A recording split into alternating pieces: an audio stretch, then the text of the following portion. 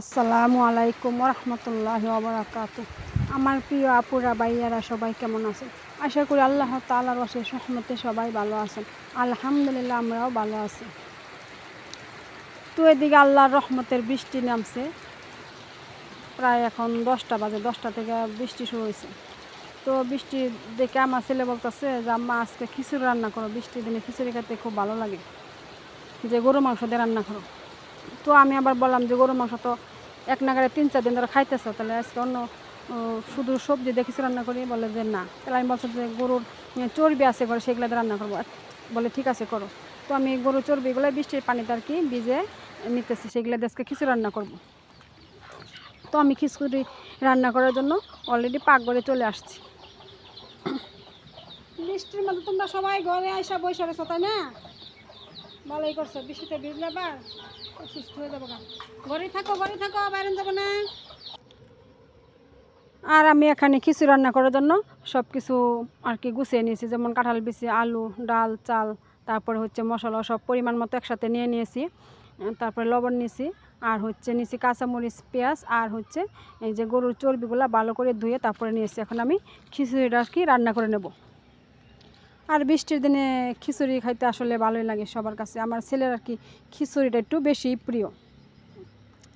সে রোদ থাকলেও মাঝে মাঝে, রোদ নাই বৃষ্টি নাই, মন চাইলে বলবো আম্মা খিচুড়ি রান্না করো, খিচুড়ি রান্না করো, মানে খিচুড়ি করে আর কি আমার অনেক সময় বিরক্ত করে।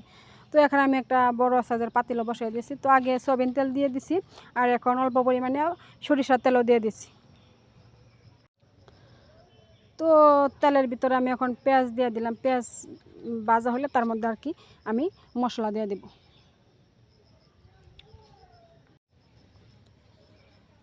তো আমি এদিকে খিচুড়ি রান্না করতে করতে বৃষ্টিটা প্রায় থেমেও গেছে, একটু অল্প অল্প এখন আছে আর কি। তো এখন আমি দিয়ে দিলাম হচ্ছে আদা রসুন বাটা। আদা রসুনটা ভালো করে তেলের মধ্যে কষিয়ে নিলে তাহলে আর কি খিচুড়িটা বেশি মজা হয়। যেমন তেলের মধ্যে আদা রসুনটা কষালে খিচুড়ি কি আর মাংসই কি, মশলাটা যত কষানো ভালো হবে তত কিন্তু মাংসটাও রান্না করতে খাইতে ভালো হইব, আর খিচুড়িটা খাইতে মজা হবে। তো আমি ভালো করে আগে কষিয়ে নেব। তো আমার কষানো হয়ে গেছে, এখন আমি দিয়ে দিলাম হচ্ছে কাঁচামরিচ, পেঁয়াজ, আর হচ্ছে এই যে গরুর চর্বিটাও দিয়ে আবারও ভালো করে কষিয়ে নেব। তো আমার গরুর চর্বি কষানো হয়ে গেছে, এখন আমি এর মধ্যে চাল ডাল যা ছিল সব কিছু দিয়ে ভালো করে কষিয়ে নেব। আর এই বৃষ্টির দিনে কে কে খিচুড়ি রান্না করছেন আমাকে কমেন্ট করে জানাবেন। তো আমার চাল ডাল ভালো করে কষানো হয়ে গেছে।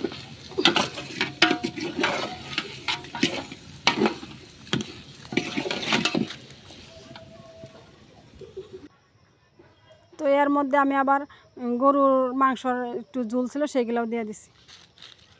তো সব কিছু দিয়ে আর কি এরকম করে খিচুড়ি রান্না করলে সেই খিচুড়িটা আর কি খাইতে বেশি ভালোই লাগে, বেশি মজা হয় আর কি।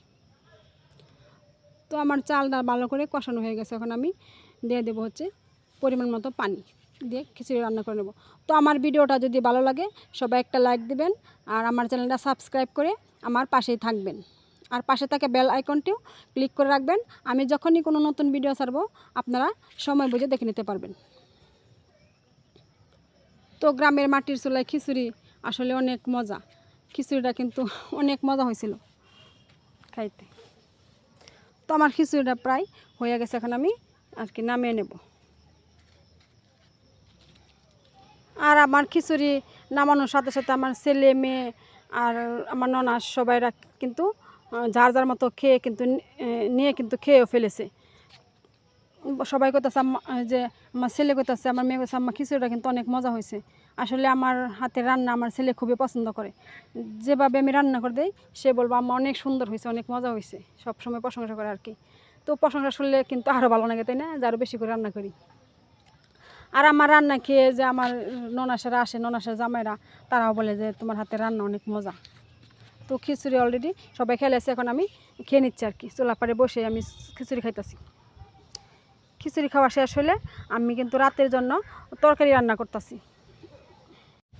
আর এখানে হচ্ছে আমি বেগুন আলু দিয়ে সরপুঁটি মাছ রান্না করব। তো আমার তরকারি বলক এসে গেছে, এখন তার মধ্যে আমি আর কি বেজে রাখা মাছগুলা দিয়ে দেব।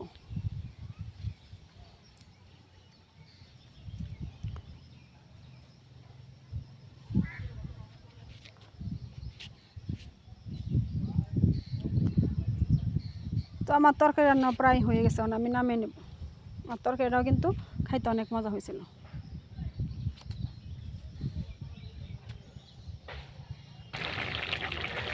তো আমার তরকারি দেখতে কত সুন্দর হয়েছে, আর খাইতেও কিন্তু অসাধারণ হয়েছিল।